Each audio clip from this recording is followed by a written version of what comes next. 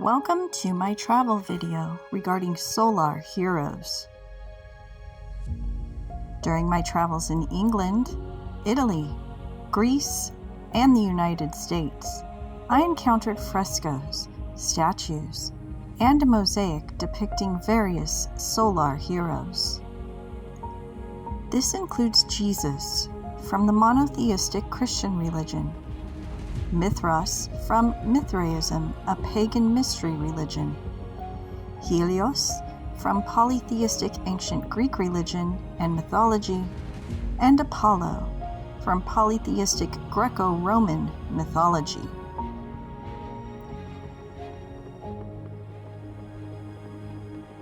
Solar heroes are figures whose stories are often interpreted as allegories for the sun's journey and its symbolic significance. These heroes typically represent the eternal and transient aspects of human existence, symbolizing the sun's cycle of birth, growth, maturity, descent into the underworld, and rebirth.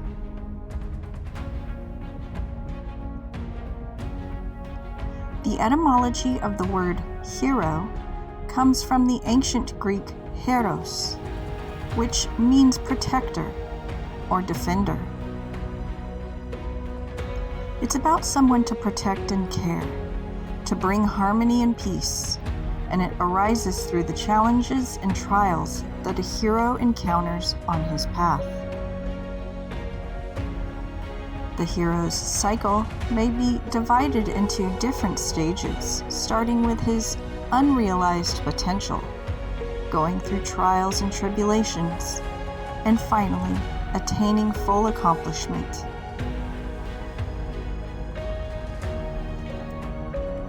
In this video, I will discuss the stories behind these solar heroes. I will explore the musings of several authors and researchers on the subject of solar heroes, and some of the similarities between them.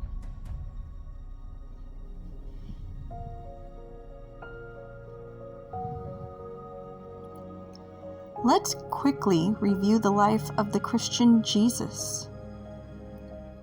Jesus was born in Bethlehem, a small town in Judea, to Mary and Joseph. According to the Gospel of Luke, an angel announced to Mary that she would conceive and bear a son who would be the Son of God. The birth is often associated with the visit of shepherds and the Magi, who followed a star to pay homage to the newborn king. At the age of 12, Jesus was found in the temple, discussing with the teachers, showing wisdom beyond his years. He lived in Nazareth with his family until he began his public ministry. At about 30 years old, Jesus was baptized by John the Baptist in the Jordan River. This marked the beginning of his public ministry. Jesus traveled and preached throughout Galilee, performing miracles, teaching, and gathering disciples. His teachings emphasized love, forgiveness, and compassion. He taught in parables and performed numerous miracles, including healing the sick, calming storms, and raising the dead. Jesus was arrested and put on trial by the Sanhedrin and Pontius Pilate. At around the age of 33, he was crucified on a cross outside of Jerusalem. 3 days after his crucifixion, he rose from the dead, marking the cornerstone of Christian belief. After his resurrection, Jesus appeared to his disciples and taught them for 40 days before ascending into heaven.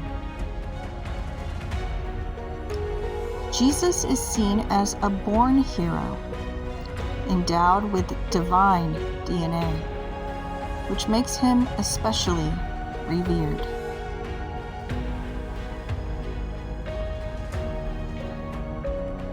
I visited the Basilica of the National Shrine of the Immaculate Conception, a Catholic minor basilica, a national shrine located in Washington, D.C. It is the largest Catholic church building in North America and the tallest habitable building in Washington, D.C. Within the basilica, there were several mosaics depicting the Christ child with a solar halo and rays around his head. There's also solar symbolism on the ceiling.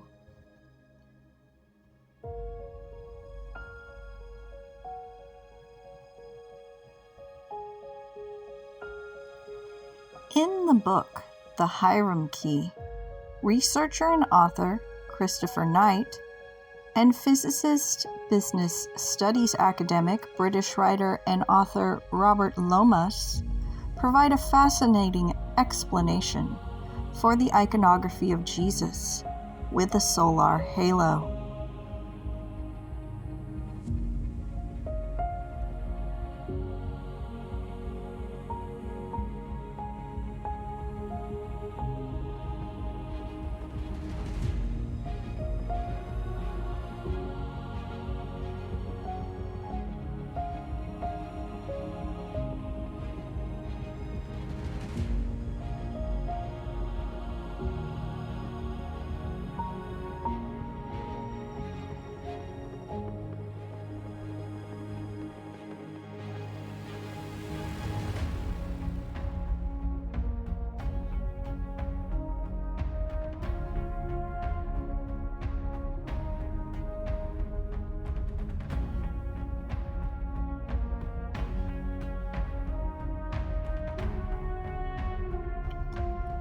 Christopher Knight and Robert Lomas mentioned the solar deity Sol in their quote.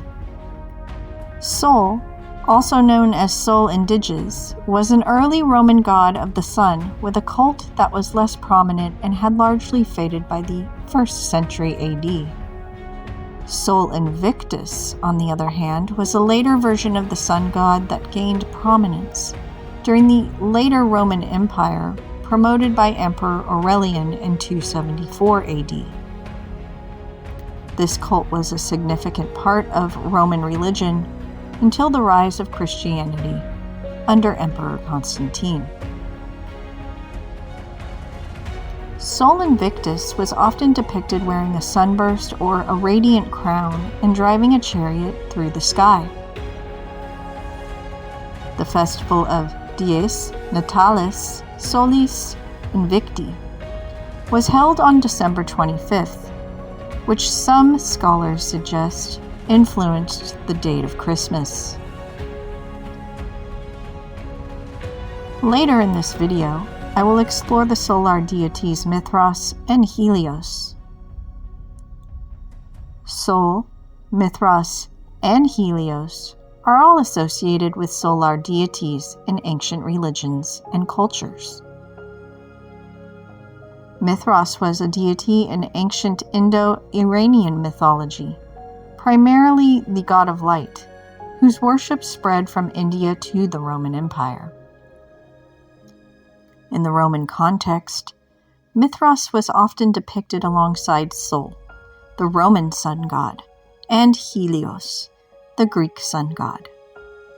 The relationship between these deities reflects the syncretic nature of Roman religion, where gods from different cultures were often merged or equated with one another.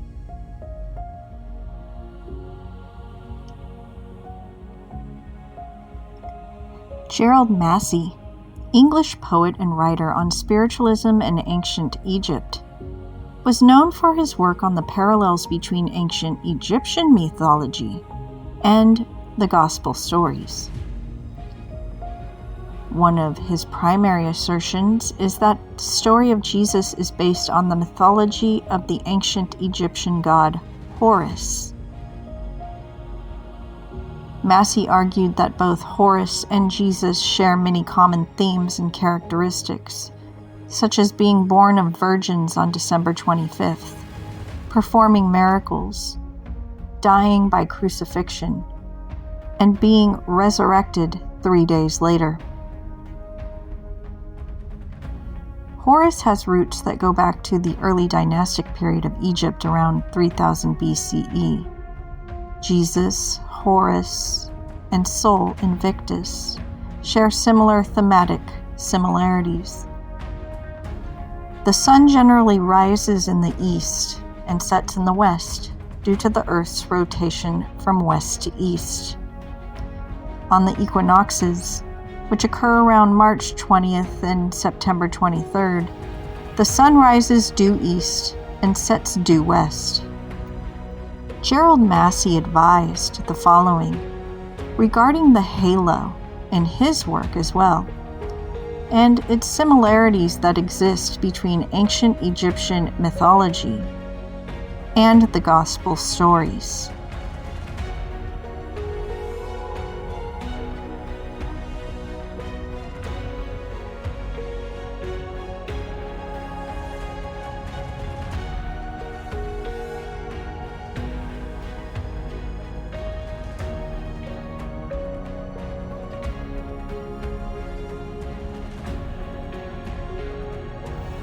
Also inside the basilica is a mosaic depicting Jesus adorned with a solar halo and solar flames. Nearby is an arch depicting the 12 signs of the zodiac.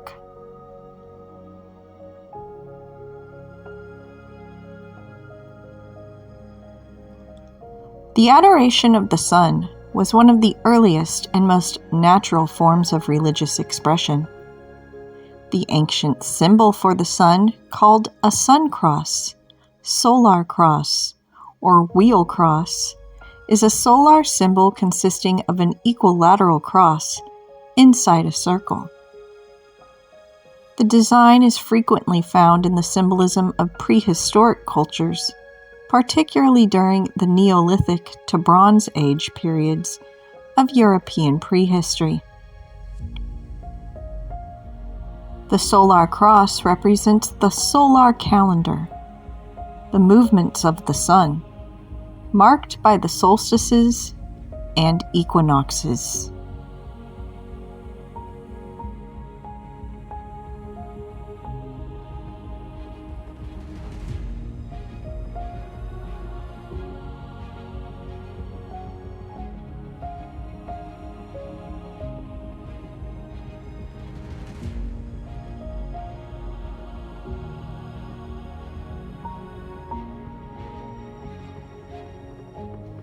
The same symbol is in use as a modern astronomical symbol representing the Earth rather than the Sun. Today, in both astronomy and astrology, the Sun symbol is a circle with a dot in the center. This symbol has roots in alchemy, where it was used to denote gold. In astrology, the sun symbol of the circle with the dot represents the self, one's way of being in the world, and can symbolize both the ego and the higher self or soul purpose. The Jesus story was an allegory for what would naturally be the oldest and most important story humans would discover and write down. The story of the annual passage of the seasons of the year. The position of the sun against the celestial sphere changes during the year. In ancient times, people were very familiar with the sun and the stars. During their night stargazing, they'd observe how the stars move across the sky during the night, and how different constellations are visible at different times of the year. They made up stories, which were allegories, based on what they observed. Later on, these stories took on a life of their own, as the stories were passed down from generation to generation. But the knowledge of what the stories represented was lost. People started believing the stories were real and actual history of events that actually really happened in the past, when originally the stories were nothing more than allegories for what people saw happening in the stars. The ancients looked to the sky to determine what time of year it was. It was important to know what time of year it was to know when it was time to plant crops and when it was time to harvest them. As the year passed, the sun appears to make a journey through the constellations of the zodiac. The story of Jesus' ministry is an allegory for this journey.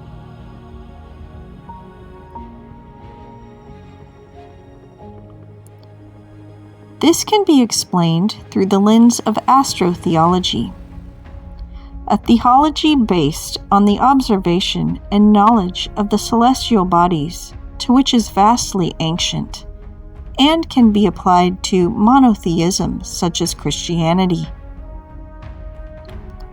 Ancient civilizations had one religion. That religion was based on the understanding of the astrological movements of our solar system and the connection and influences that each planet has on each other and beyond. Judaism was based on the age of Aries, so they have the ram and the ram horn. Then came the age of Pisces, and this is when Christianity came on the scene. This is why they call Jesus the Fisher King, because he has a fish symbol, representing the Piscean age. An age is the time it takes the Earth to spin on its axis, divided by 12, the constellations of the zodiac. There are about 26,000 years that constitute the Great Cycle, or spin. This great cycle is called the progression of equinoxes. An age, then, is approximately 2,000 years long. 26,000 years divided by the 12 zodiac constellations. Equinoxes and solstices signal the changing of the seasons on Earth. Twice a year, there is the vernal or spring equinox and the autumnal or fall equinox, the days when the sun is exactly above the equator, which makes day and night of equal length.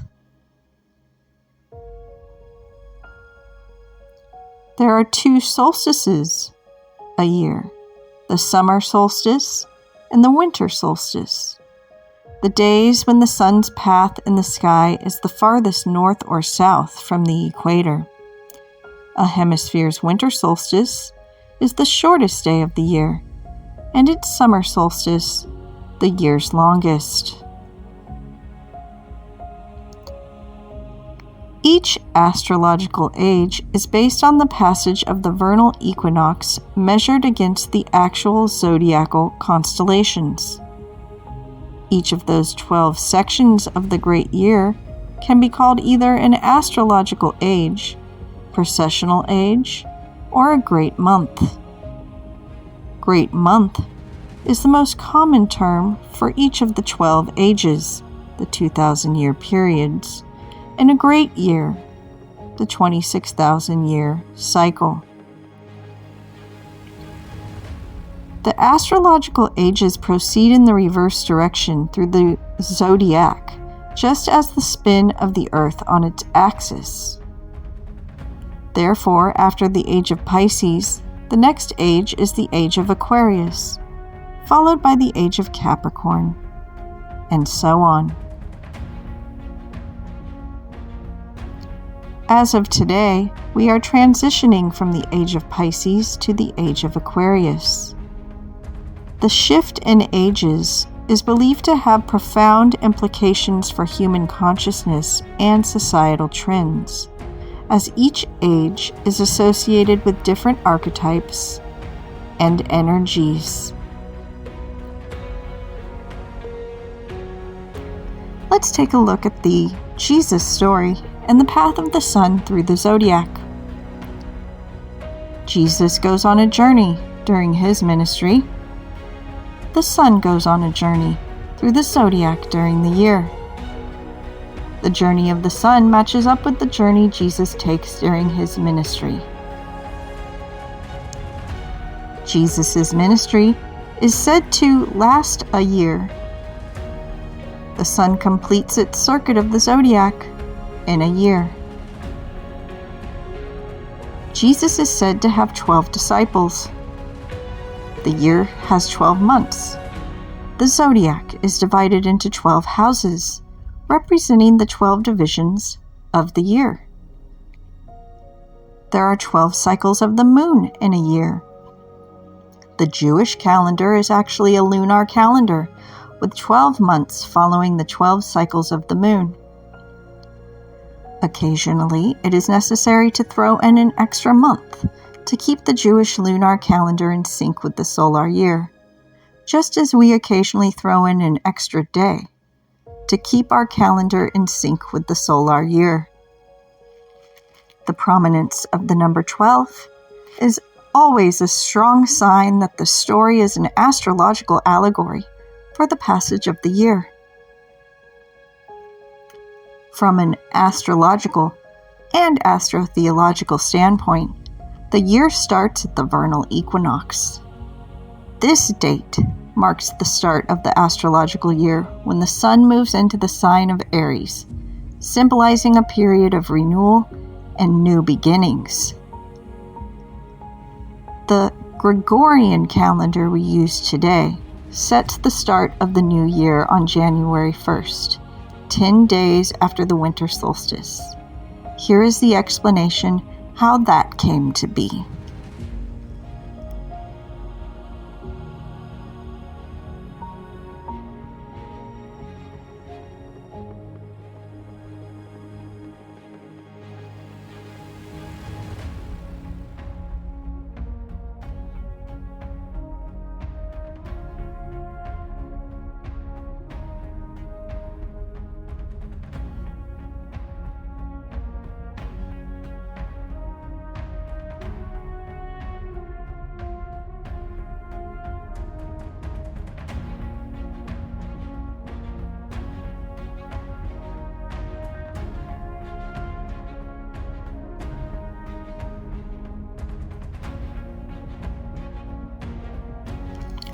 The story of Jesus is circular. He originally was said to have been born in a cave, the same cave he is placed in at the end of the story when he dies, to be resurrected 3 days later. The year is also circular. Here is some information regarding the story of Jesus being circular and how he was born in a cave.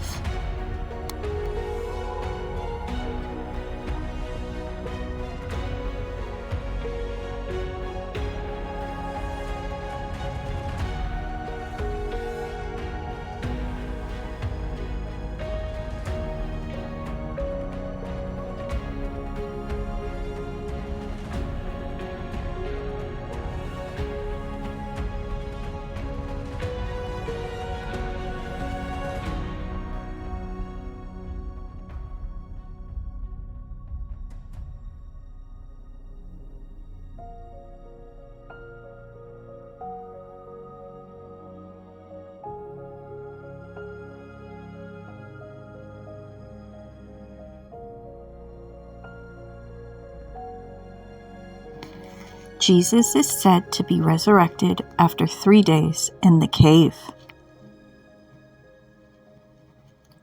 We celebrate Jesus' birthday on December 25th, 3 days after the winter solstice of December 22nd. The sun dies on the winter solstice, the shortest day of the year. 3 days later, the sun rises 1/10 of a degree further north, just barely detectable by carefully observing the shadows. The sun has been resurrected. Jordan Maxwell, occult writer and researcher, has discussed the concept of resurrection in relation to astrotheology.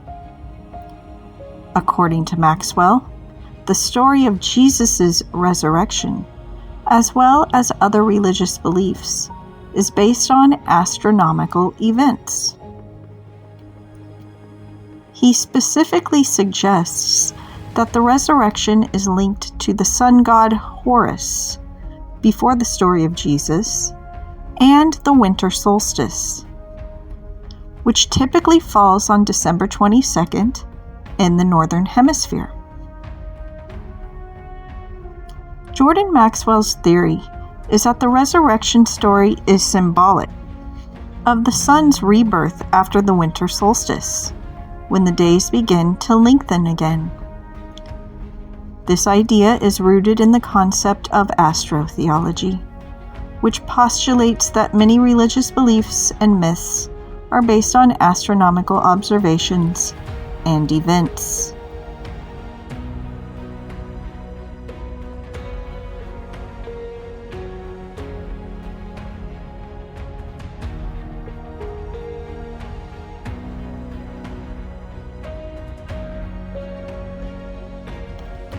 Jordan Maxwell, a preeminent researcher and independent scholar in the field of occult and religious philosophy, and Michael Tsarian, an occult researcher, author, and public speaker, advised that the history of astrology, myth, religions, and in this case, how Judeo-Christianity arose, cannot be fully understood until we approach it from the background of astrotheology and the 4 great ancient cults. There were 4 great ancient cults of power, which were known as the stellar, lunar, solar, and the Saturnian cults.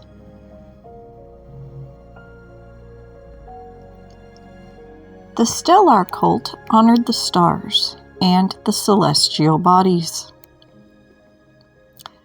It was associated with the number 12, reflecting the 12 months of the year. Women held superior positions in society, religion, and government during the tenure of the stellar cults. Before the corruption of the great cults, motives were pure, and nature was revered, studied, and served. The first of the great cults was the sidereal, or the stellar cult. Their totem symbol was, and still is, the serpent, and or the pentagram or star. It is they who discovered the mysteries of the stars. They were the high mathematicians and geometrists, and it was they who fashioned and employed the divination arts. It is to these siderealists that we owe almost all of the knowledge of reality that we possess. Their findings and subsequent creations in writing or stone are the foundation on which all historical ages and our time rest. Should anyone doubt this, they should spend some time merely visiting the great capital cities of the West and observing the design and layout of them all, in which I have several travel videos exploring the symbolism and design of Washington, D.C. on my YouTube channel. For the advent of the phallocratic, hierarchical, masculine, and monotheistic solar religions to take hold and rise to dominance, it was essential that the stellar and lunar cults of Egypt, India, Ireland, and the world be systematically undermined and eventually eradicated. The lunar cult revered the moon and its cycles. The month was sacred to the lunar cult, with the moon as the chief deity. The word year derives from the Egyptian Ye-Ra, which signified the lunar year.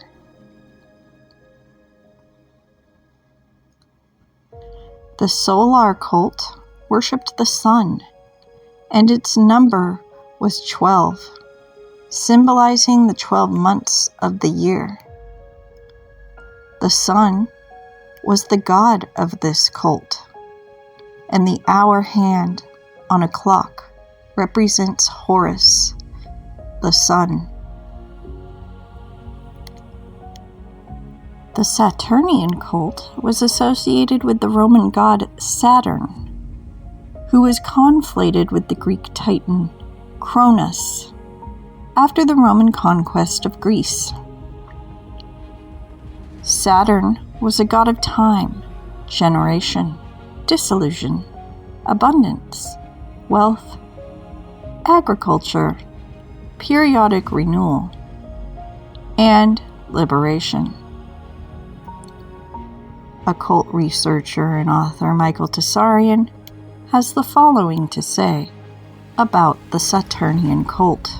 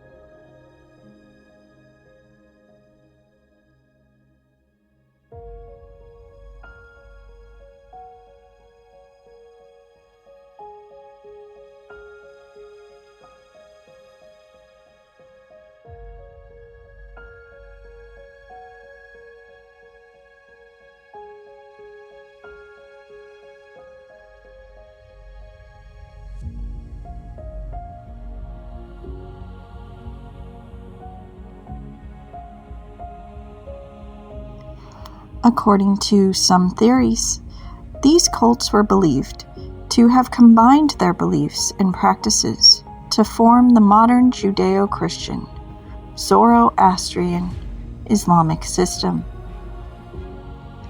The name Israel, Is-Ra-El,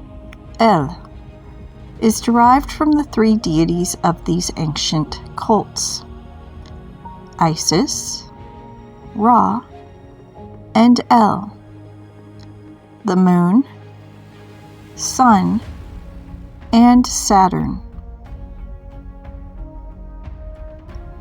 In the Bible, we see that there were 7 churches, or cults: the stellar, lunar, Saturnian, solar, Vulcanus, Dionysian, and Venusian cults. These cults understood divide and conquer very well. Instead of competing with each other, they agreed to unification so they could have total control over man.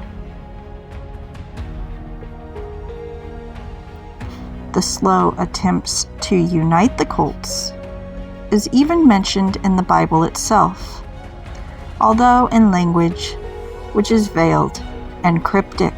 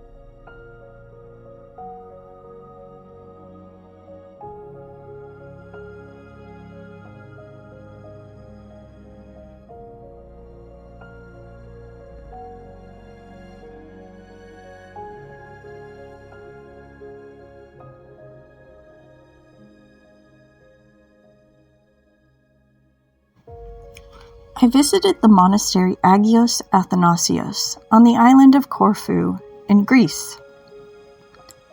The monastery is inhabited by 27 nuns that follow the religious rhythm and learning of Athos. The church is the oldest part, dedicated to the Transfiguration of Christ. It is originally from the 16th century, but was recently renovated and has repainted frescoes.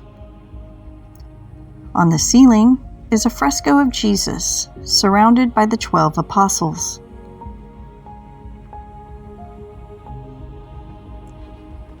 Occult researcher and author Michael Tsarion, in his book Astrotheology and Sidereal Mythology, advises that Jesus is the Sun, the human ego, the hero, and solar theology. The 12 apostles are the 12 zodiacs in astrology, the Sun King's measures. The word post is within the word apostles, meaning demarcation post or sphere of the zodiac. They are Jesus' disciples. The word disc is within the word disciples, meaning a round circle like the wheel of the zodiac.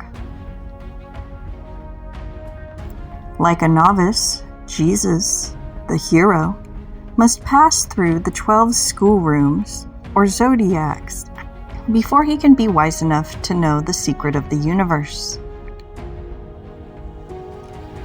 The properties of the sun are akin to the properties of the ego in solar theologies, like those of Judeo-Christianity and Orthodox.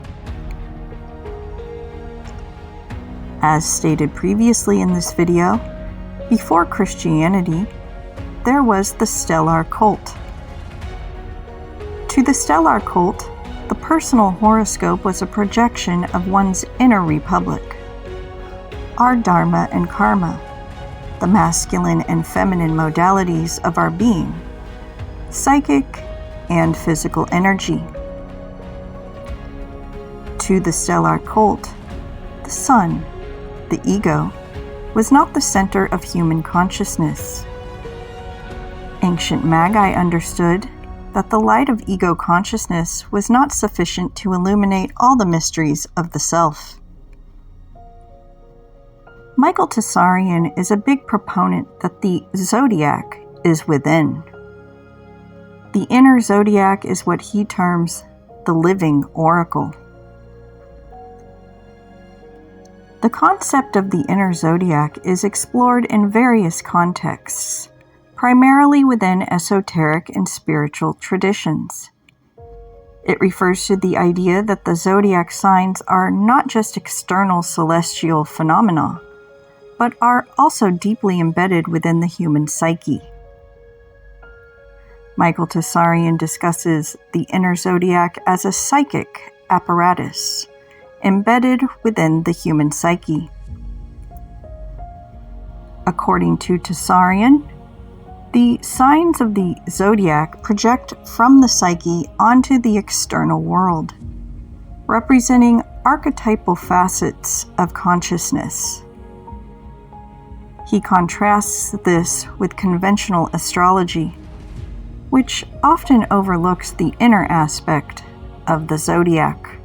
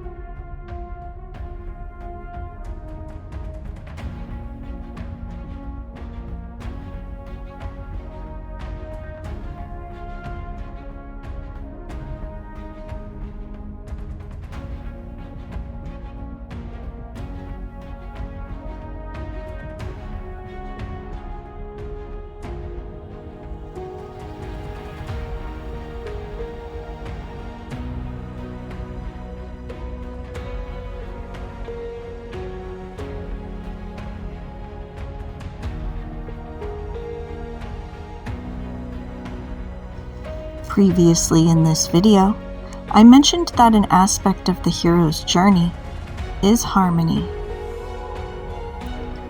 In life, harmony often describes a state of agreement, peace, and mutual understanding among individuals or within oneself. It can be seen in personal relationships, societal interactions, and even within one's own thoughts and emotions. In music, harmony refers to the combination of two or more notes played simultaneously to create chords and chord progressions. It is an important aspect of music theory that enriches melodies and provides emotional depth. For instance, in a song, the melody, the main tune, is supported by harmonies, which can add tension, resolution, and a richer texture to the music. Both concepts of harmony in life and harmony in music share the idea of combining elements to create a cohesive and pleasing whole, whether it's in oneself, interpersonal relationships, or musical composition. Philosopher and author David Fiedler, in his book, Jesus Christ, Son of God, Ancient Cosmology, and Early Christian Symbolism, explores the cosmological symbolism present in early Christian thought. He delves into the origins of this symbolism, tracing its roots to earlier pagan, scientific, and philosophical sources. The book highlights the representation of Jesus as the spiritual Son and the Logos, which was influenced by the Hellenistic doctrine of the solar Logos. The term Logos originates from ancient Greek and can be translated as word, speech, reason, or principle. In philosophy, it often refers to the rationality in the human mind that seeks universal understanding and harmony, as well as the universal intelligence governing the cosmos. In Christian theology, particularly in the Gospel of John, Logos is used to describe Jesus Christ, indicating that he is the eternal Word of God and the source of life and creation.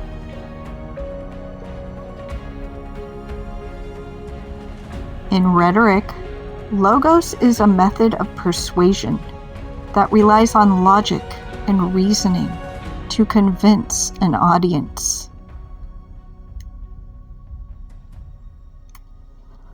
Author David Fiedler also explores in his book gematria, the assigning numerical values to letters and words, allowing for the comparison of these values to find deeper meanings or connections, clearly demonstrating that number is at the heart of being, and how the Christian symbolism of the spiritual Son is derived from numerical symbolism of the ancient divinities.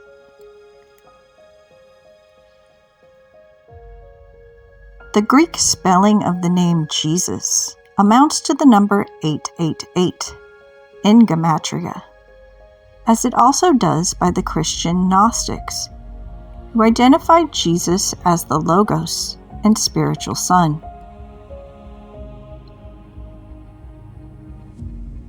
The Christian Gnostics taught that his number 888 symbolized the perfection and harmony of the spiritual realm. The early church father, Clement of Alexandria, believed in Jesus as the source of spiritual transformation and eternal life.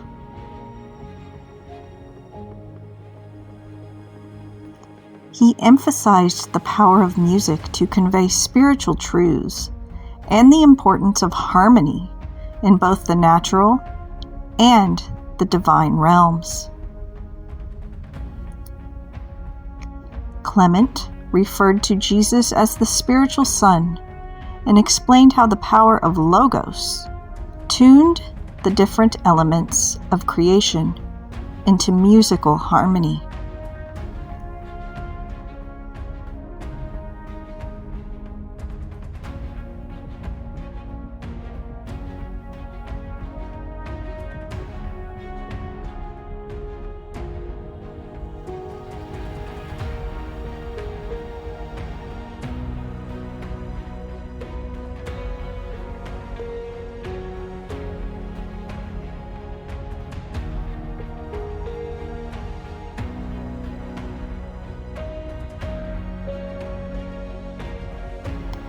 I visited the Basilica of San Clemente in Rome, Italy.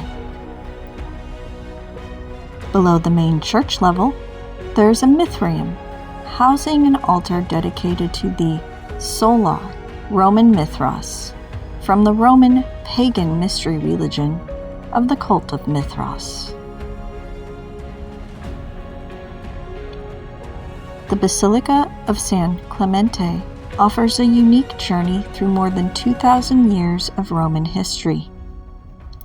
It is a site that showcases a remarkable timeline of religious and architectural history, with layers of churches and structures built one on top of the other.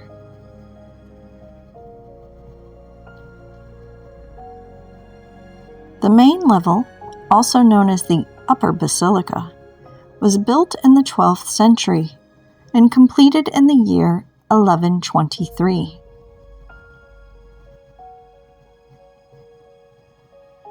The oldest church at the site dates back to the 4th century, built on top of a Roman house that was used for clandestine Christian worship in the 1st century.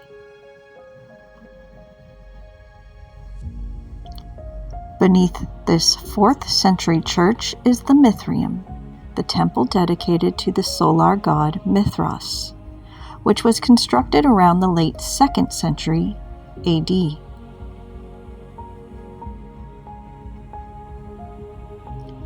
Mithraism was often considered a solar mystery religion, with its followers undergoing initiation rituals and performing ceremonies in dark, underground temples. The Mithraeum at San Clemente was part of an ancient Roman courtyard-style house and was filled with rubble when the 4th century church was built over it, until the Mithraeum was uncovered in 1867.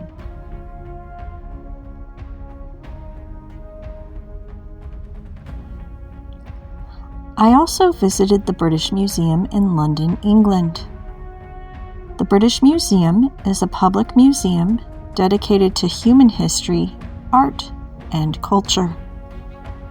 Within the museum, I saw a sculpture of Mithras that originated from Rome, Italy.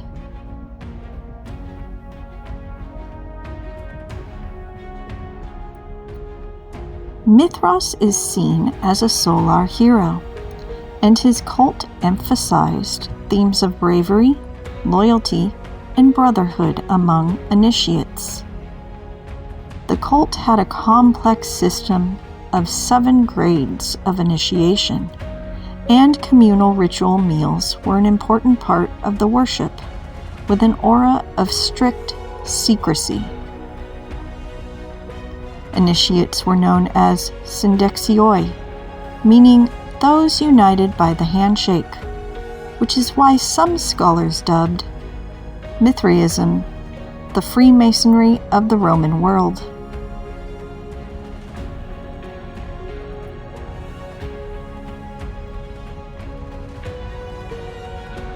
Mithras is often depicted as a young man, wearing a Phrygian cap and a cape, kneeling on a bowl and stabbing it with a knife. A dog, snake, and scorpion are often shown reaching up to the bowl, which can be seen in the two Mithras sculptures I encountered from the Basilica San Clemente and the British Museum. On the top of the altar of Mithras in the Basilica San Clemente in Rome are heads of Helios, the sun god, on the left, and Selene, the moon goddess, on the right. This scene is typically set in a cave, symbolizing the underworld.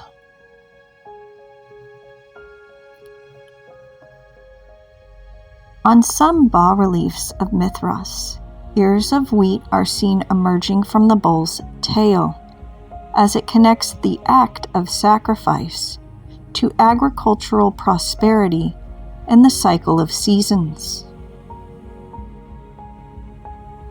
Here we have Mithras, surrounded by the 12 signs of the zodiac, indicating a connection to the cosmos. The zodiac signs are arranged in a circle around Mithras, often surrounding a central scene known as the tauroctony, where Mithras is shown slaying a bull. This arrangement symbolizes the cyclical nature of time and the universe, reflecting the Mithraic belief in a cosmic order governed by celestial bodies and the sun's path through the zodiac. Outside the zodiac, in the lower corners, are the busts of the winds. In the upper corners are the chariot of the sun, Sol Invictus, drawn by its 4 horses, and the chariot of the moon, Selene, drawn by a team of bulls. Scholars now identify the Mithraic bull-slaying scene as a star map, which depicts the beginning of the age of Aries.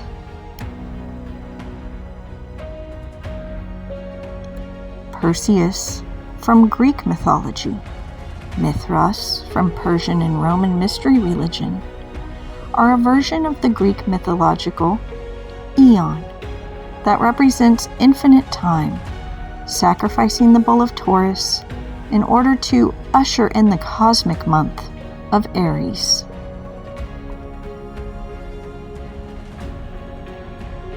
The dog is Canis Minor, the snake is Hydra, and the scorpion is Scorpio.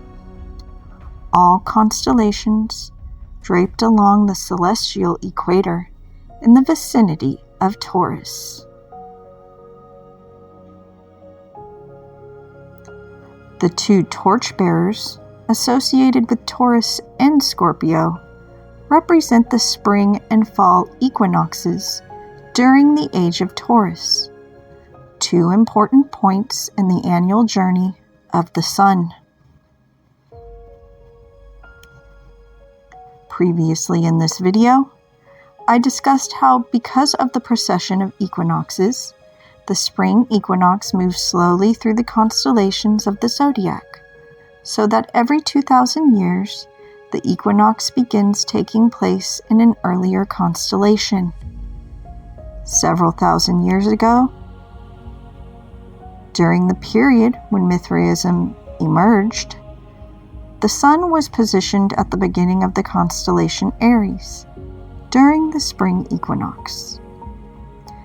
It has been occurring in Pisces for the past 2,000 years and will begin to occur in the constellation Aquarius in the near future, if not already. This also means that the spring equinox occurred in the sign of Taurus several thousand years ago, prior to the Hellenistic period.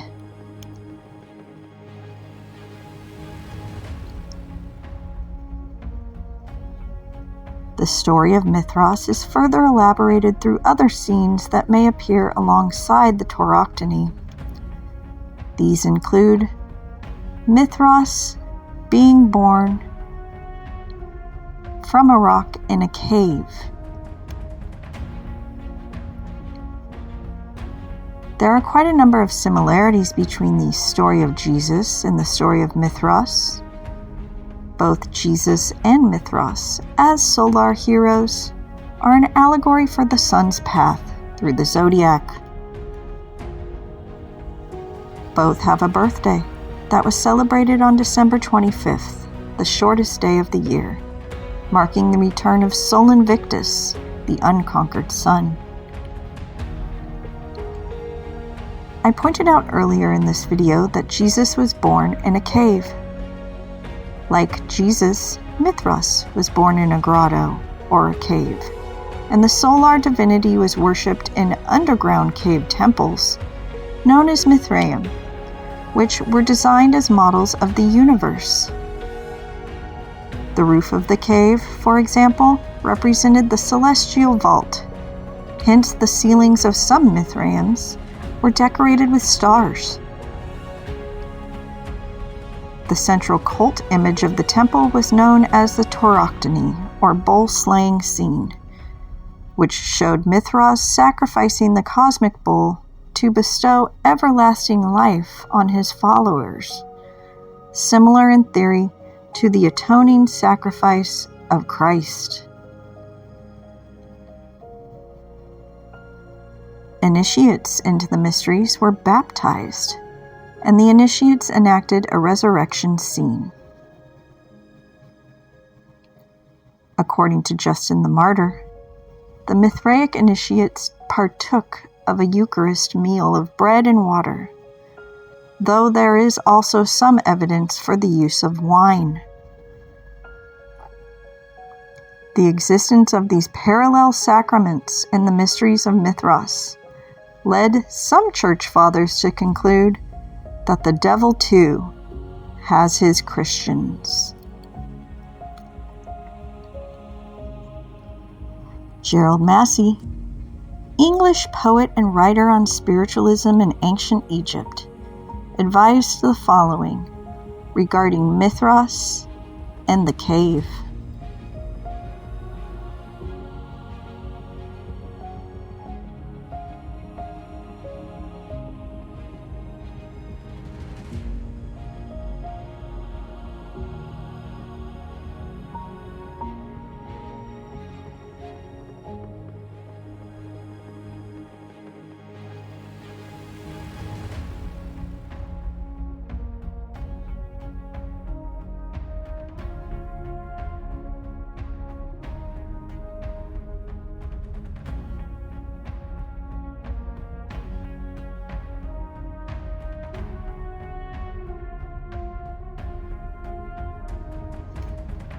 I visited the Acropolis Museum in Athens, Greece.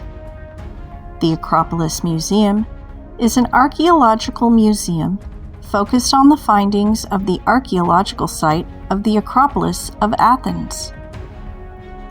On the first floor of the museum, there is the magic sphere.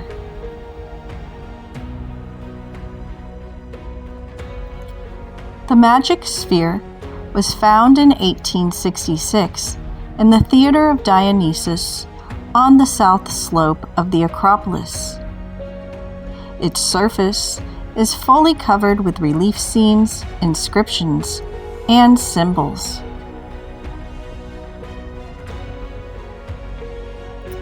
On one side, Helios is depicted as Cosmocrator, the all-powerful ruler of the universe. He is sitting on a throne beneath an arch and holds a whip and blazing torches. The dogs at his feet most possibly symbolize the sky's bright dog stars, Sirius and Procyon.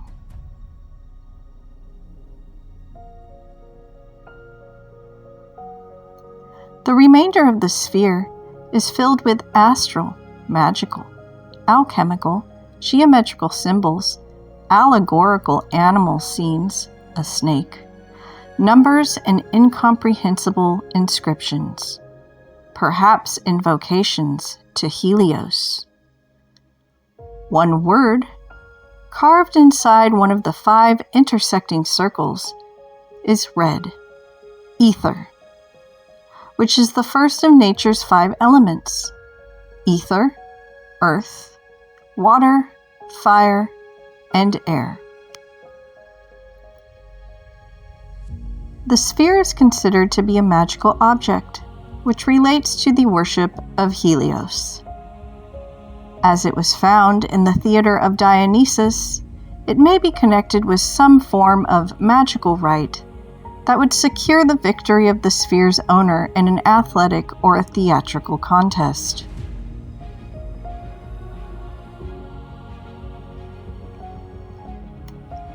I also visited the National Academy of Sciences in Washington, D.C., in the United States.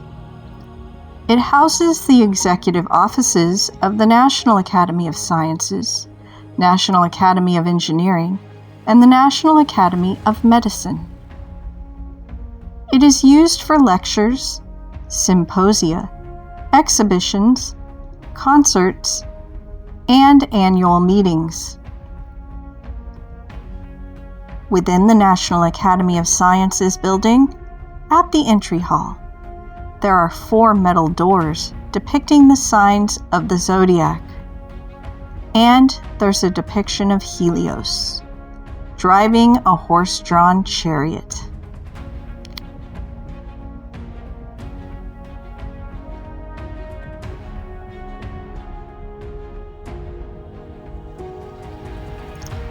In ancient Greek religion and mythology, Helios is often depicted in art with a radiant crown and driving a horse-drawn chariot through the sky. He was a guardian of oaths and also the god of sight. His worship grew more prominent in late antiquity thanks to his identification with several major solar divinities of the Roman period, particularly Apollo and Sol. He also played a significant part in ancient magic and spells, with the magic sphere housed in the Acropolis Museum being an example. By some, Helios, the sun, is whom Jesus, the light of the world, was symbolically identified. Both Helios and Jesus are depicted with a crown and sometimes with a cross or circle behind their heads. They both are associated with the winter solstice period. Helios is linked to the winter solstice and December 25th, traditionally celebrated as the birthday of the Roman sun god Sol Invictus, also the date of Jesus' birth in Christian tradition.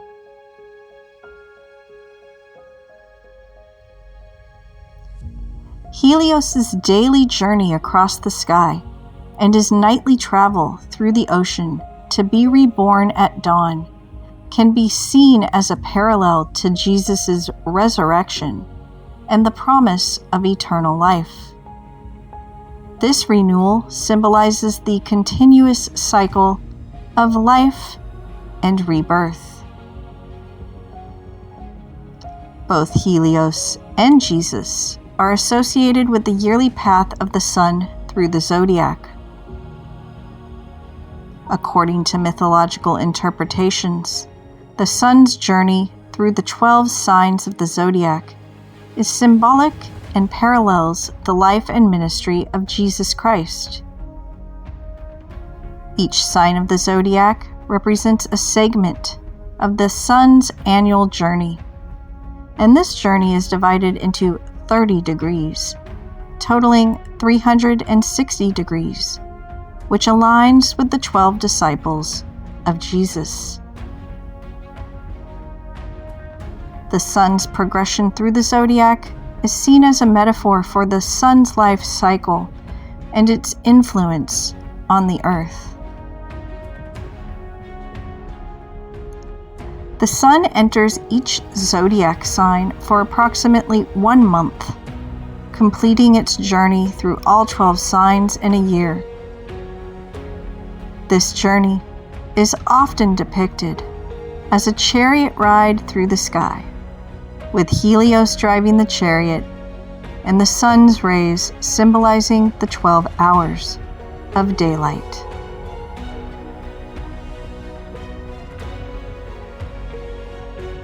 Researcher and author Ralph Ellis, known for his work in biblical and Egyptian history, explores connections between biblical figures and Egyptian royalty.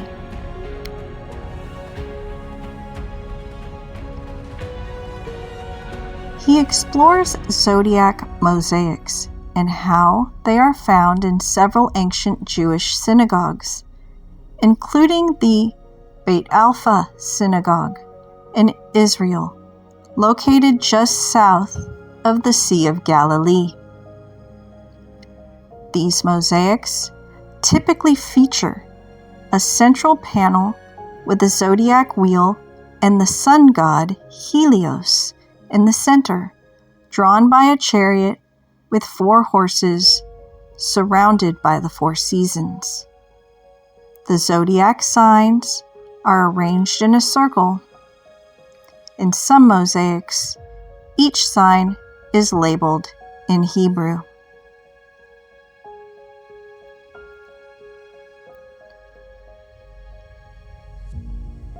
Other synagogues with similar zodiac mosaics include Hamat Tiberias and Sepphoris.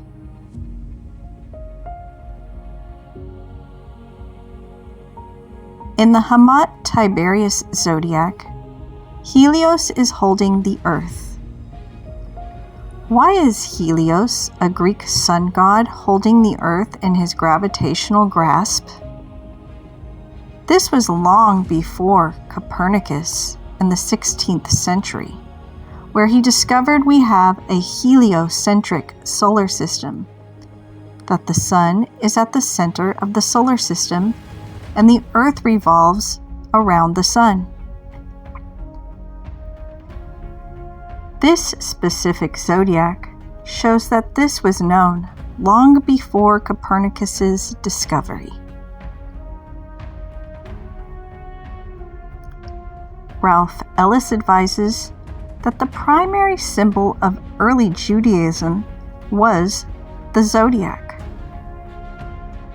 That you might think this is rather unusual, because in modern Judaism there isn't zodiac symbolism. So perhaps we should qualify this by saying that this was a symbol of Nazarene Judaism or Galilean Judaism, rather than Orthodox Judaism.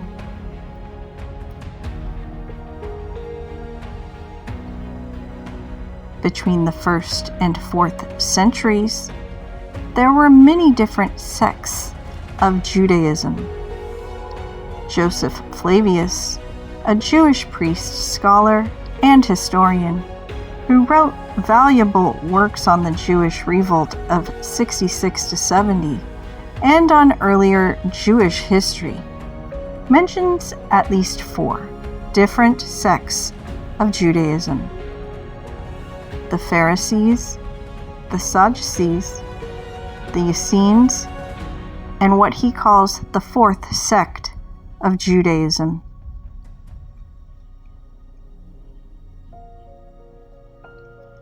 We can guess that the 4th sect are the Nazarene, who are mentioned in the Gospels and the Old Testament. Jesus was called a Nazarene in Matthew 2:23.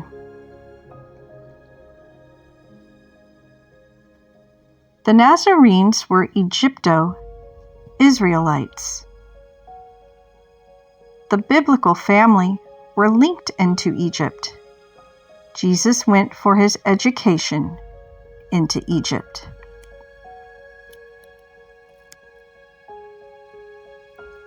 Therefore, the Nazarene Judaism has an Egyptian flavor to it, In addition, all of the Israelites were connected to Egypt. They came out of Egypt on their exodus. Josephus Flavius actually says that they were the Hyksos Egyptians themselves.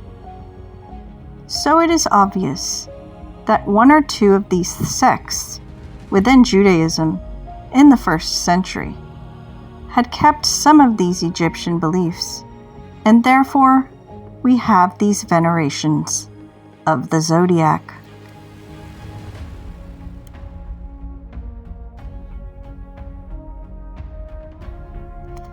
I visited Dumbarton Oaks, a historic estate in the Georgetown neighborhood of Washington, D.C., in the United States.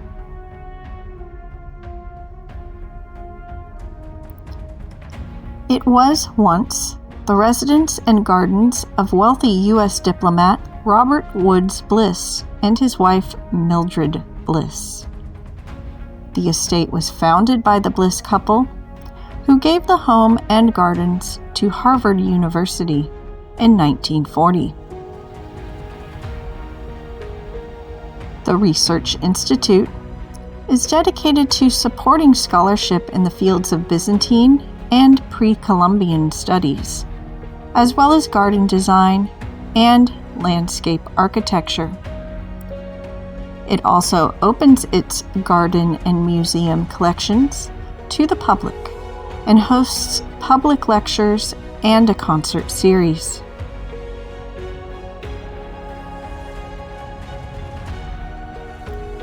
Inside Dumbarton Oaks, I encountered a mosaic of the Greek sun god Apollo.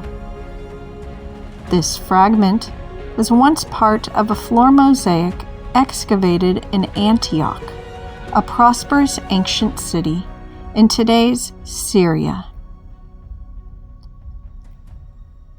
Apollo is depicted here as a hunter wearing a laurel wreath on his head, and he has a bow.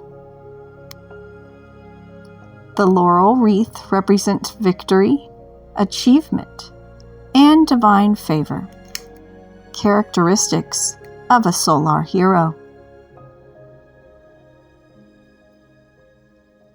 Apollo's bow is a significant symbol in Greek mythology, representing both precision and power.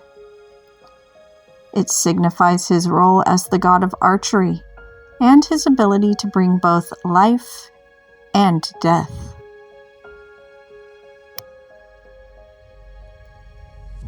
Apollo used his bow to defeat the serpent Python, securing Delphi and Greece as his shrine, making him the patron deity of Delphi.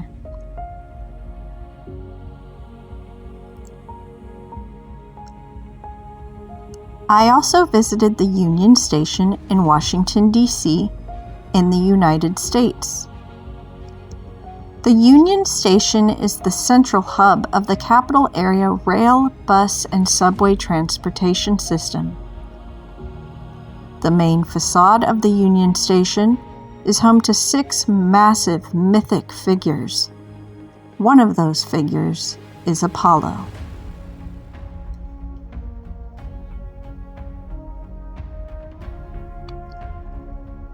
The Greeks believed that Apollo partook of either the visible or invisible attributes of the sun, and was therefore thought of as a solar deity, symbolizing clarity, truth, and enlightenment. In some myths, Apollo is described as the same deity as Helios, and is depicted with glowing golden hair.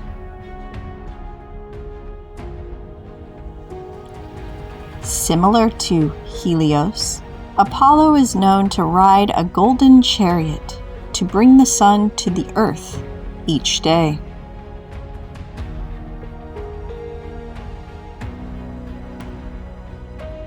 In the context of early Christianity, Jesus is sometimes depicted with characteristics reminiscent of Apollo, such as a youthful, beardless appearance, to make the new religious figure more relatable and acceptable to those familiar with pagan imagery. This practice reflects the early Christian community's adaptation of familiar artistic styles to convey their religious narratives.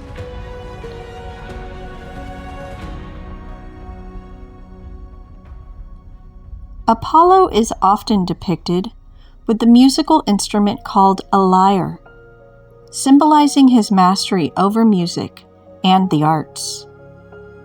He is also revered for his multifaceted roles as the god of music, poetry, prophecy, and healing.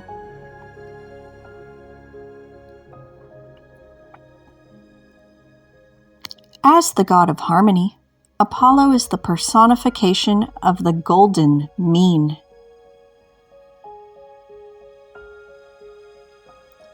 Hence, his temple at Delphi carried the famous inscription which read, "Avoid extremes," or "Nothing to excess," an urging to moderation, balance, and to follow the middle path. The temple also bore the God's primary commandment, "Know thyself."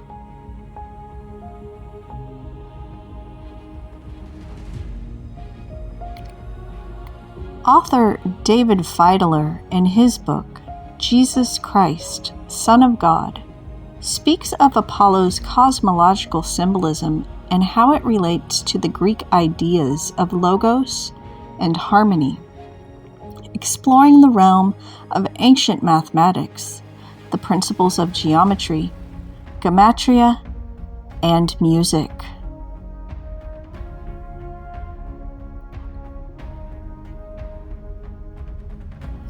In an illustration in David Feidler's book, it is shown how the ratio of the whole tone also encompasses the canonical ratios, the frequencies of different pitches in music. The string ratio of the whole tone is 888, the number of Jesus in gematria, the Christian logos, and celestial mediator. But it is also the number of Olin, the founder of Apollo's oracle at Delphi. In mathematics, the three classical Pythagorean means are the arithmetic mean, the geometric mean, and the harmonic mean. These means were studied with proportions by Pythagoreans and later generations of Greek mathematicians because of their importance in geometry and music.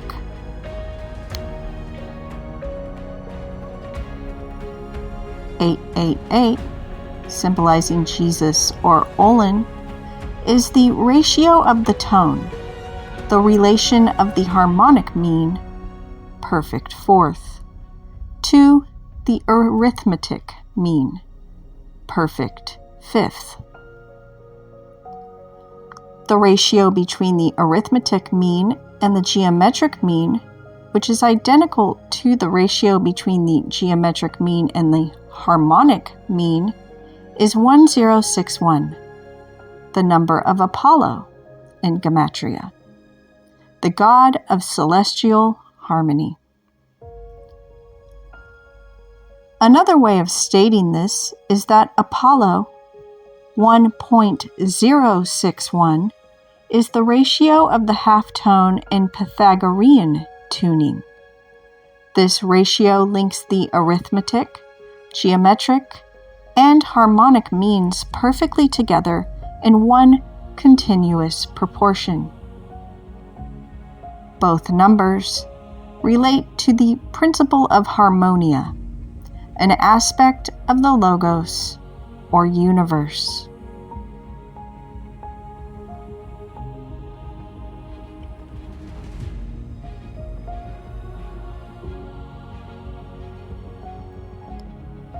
In some interpretations, Apollo is seen as a precursor to Jesus of Nazareth, representing the god of harmony.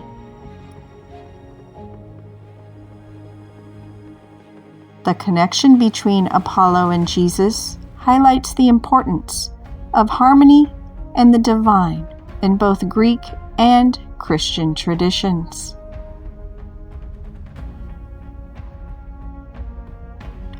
Musical harmony is a central theme in Apollo's and Jesus' symbolism. These numerical representations emphasize the interconnectedness of music, mathematics, and the divine in ancient and religious contexts.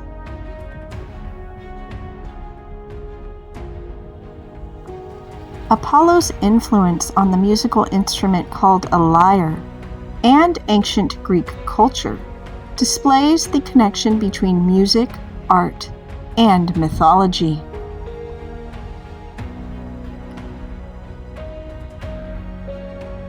Similarly, Jesus is often associated with music and harmony, as seen in hymns and spiritual songs that celebrate his teachings.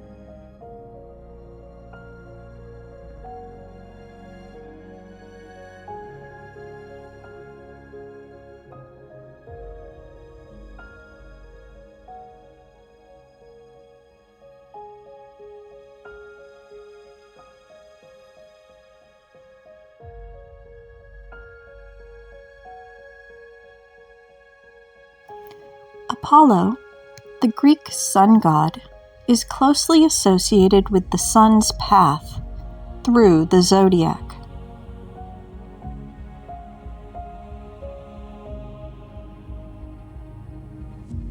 In ancient Greek mythology, Apollo was considered the cosmocrator, or the center around which the solar system revolves, similar to that of the Greek sun god Helios.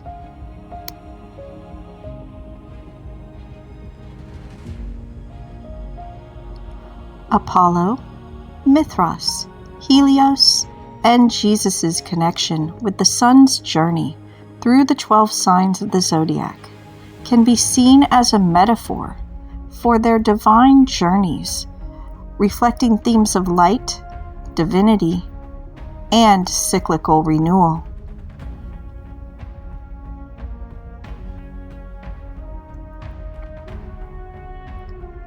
In conclusion, the deities and solar heroes, Jesus, Mithras, Helios, and Apollo, each share common themes of solar imagery and symbolism, reflecting the importance of the sun in Christianity and ancient cultures and religions.